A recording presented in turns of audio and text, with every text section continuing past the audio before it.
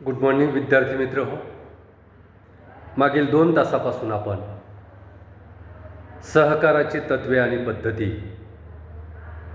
या पेपरविषयी महत्त्वाचे बहुपर्यायी प्रश्न अभ्यासत आहोत. तर त्यामध्ये आपण पाहिलं की भारतातील पहिला सहकारी कायदा कोणत्या वर्षी संमत झाला.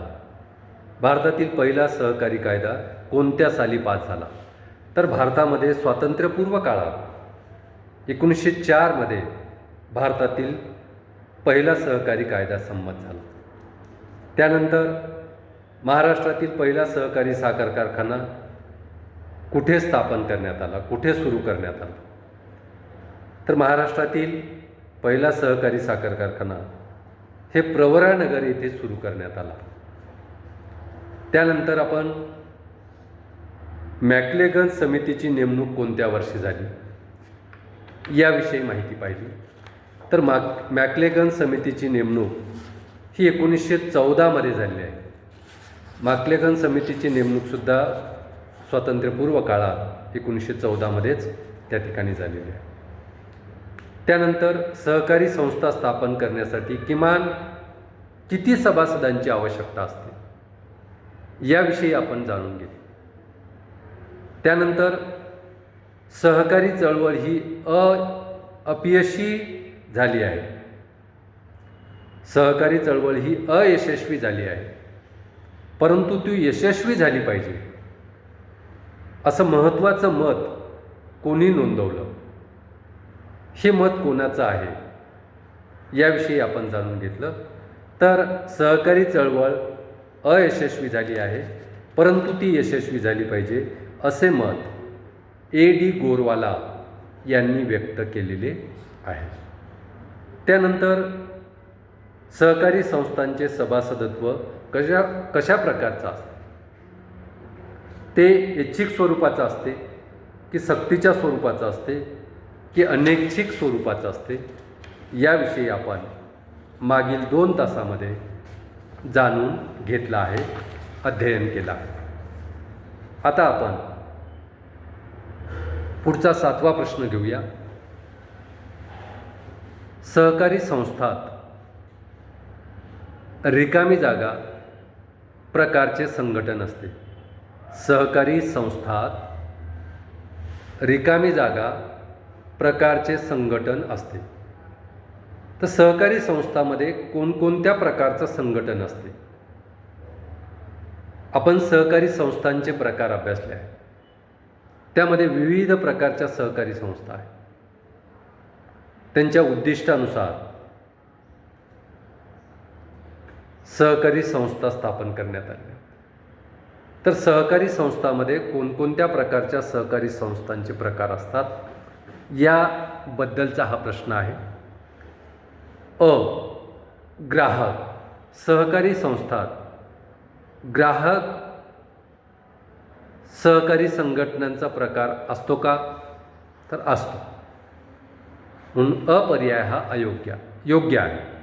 कारण सहकारी संस्थांमध्ये ग्राहक सहकारी संस्था असतात, म्हणून सहकारी संस्थात ग्राहक सहकारी संस्था प्रकारचे सुद्धा संघटन असते.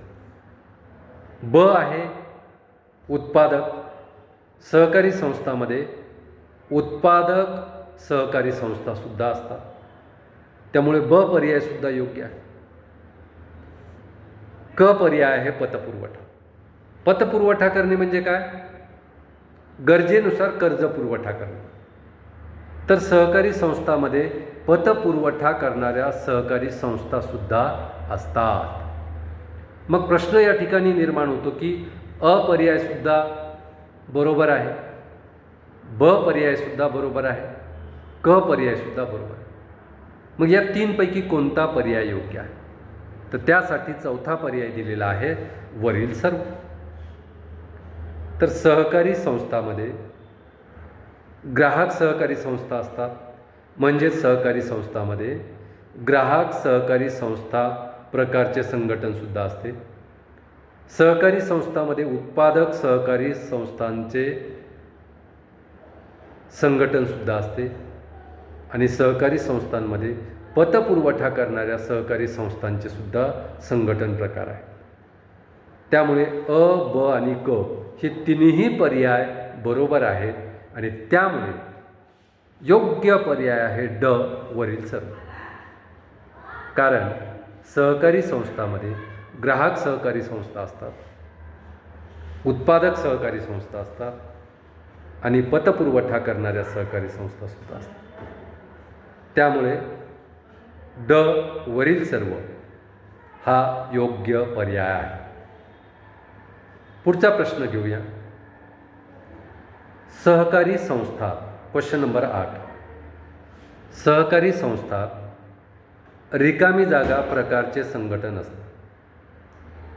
पहा, 8वा प्रश्न आणि 7वा प्रश्न, प्रश्नामध्ये काहीही फरक नाही. सेम प्रश्न आहे, प्रश्नामध्ये कोणताही फरक नाही. सहकारी संस्था रिकामी जागा प्रकारचे संघटन असते. तर खाली पर्याय दिलेले पहा. या खाली दिलेल्या पर्यायापैकी प्रश्न जरी समान असेल तरी दिलेले पर्याय भिन्न असू शकतात आणि भिन्न पर्याय असतील तर भिन्न उत्तर असू शकते. त्यामुळे योग्य पर्याय निवडा. या प्रश्नाचं योग्य उत्तर देत असताना सर्व पर्याय व्यवस्थित समजून घेतले पाहिजे आणि त्यानंतरच त्यातला योग्य पर्याय निवडला पाहिजे. प्रश्न क्रमांक 8 आहे, सहकारी संस्थात रिकामी जागा प्रकारचे संघटन असते.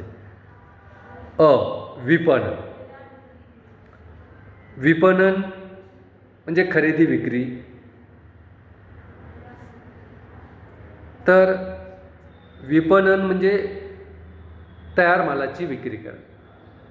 अशा प्रकारचं संघटन सहकारी संस्थांमध्ये असतं का? तर असतं. म्हणून अ पर्याय बरोबर आहे. ब पर्याय आहे उत्पादक.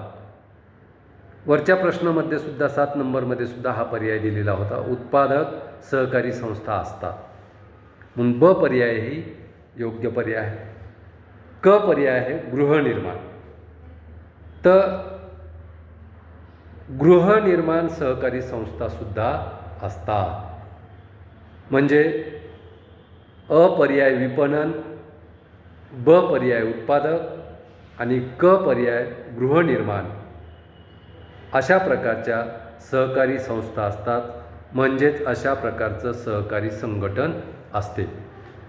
म्हणून अ, ब आणि क हे तीनही पर्याय बरोबर असल्यामुळे योग्य पर्याय ड आहे वरील सर्व. कारण सहकारी संस्थांमध्ये विपणन सहकारी संस्था असतात, उत्पादक सहकारी संस्था असतात आणि गृहनिर्माण सहकारी संस्थासुद्धा असतात. त्यामुळे 8व्या प्रश्नाचं उत्तर ड आहे वरील सर्व. Question number 9. सहकारी संस्था लाभांशाचे जास्तीत जास्त रिकामी जागा टक्केपर्यंत वाटप करू शकतात. पहा, प्रश्न पुन्हा एकदा आहे का. सहकारी संस्था लाभांशाचे जास्तीत जास्त रिकामी जागा टक्केपर्यंत वाटप करू शकतात. सुरुवातीला लाभांश म्हणजे काय लक्षात घ्या. सहकारी संस्था चालवल्यानंतर त्या सहकारी संस्थेला जो लाभ होतो आणि त्या लाभापैकी काही हिस्सा सहकारी संस्थेच्या सभासदांना दिला जातो. तो जो हिस्सा सहकारी संस्थेला झालेल्या लाभापैकी जो हिस्सा भागधारकांना, सहकारी संस्थेच्या सभासदांना लाभ म्हणून दिला जातो त्याला लाभांश असे म्हणतात. आणि हा लाभांश जास्तीत जास्त किती टक्के दिला जातो. कारण सहकारी संस्थांना जास्तीत जास्त लाभांश एका मर्यादेपर्यंत देता येतो. त्यावर कायद्याने मर्यादा आणलेली आहे. कारण जर सहकारी संस्थांना अमर्याद लाभांश वाटप करता आला असता तर सहकारी संस्था ह्या सेवा करण्यासाठी चालल्या नसत्या.